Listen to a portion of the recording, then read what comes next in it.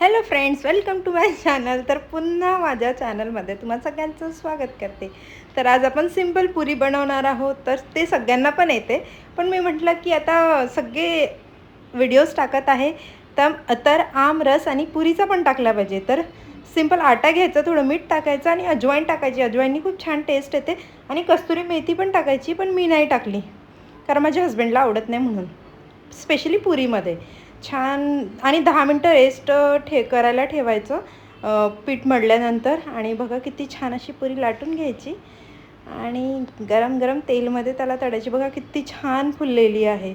या पद्धतीनं करायचं, गरम तेल होऊ द्यायचं. मस्त पुरी फुलतं आहे आणि खूप छान लागते काय आमरससोबत खायला.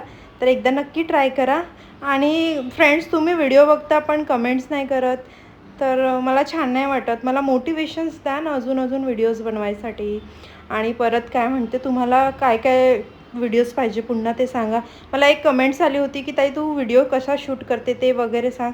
जर मला पुन्हा कमेंट्स आल्या यावर तर मग मी नक्की तो व्हिडिओ शेअर करणार. आणि एन्जॉय करा पुरी रस. आणि कसा वाटला व्हिडिओ ते सांगा. Bye bye. Like, comment, share.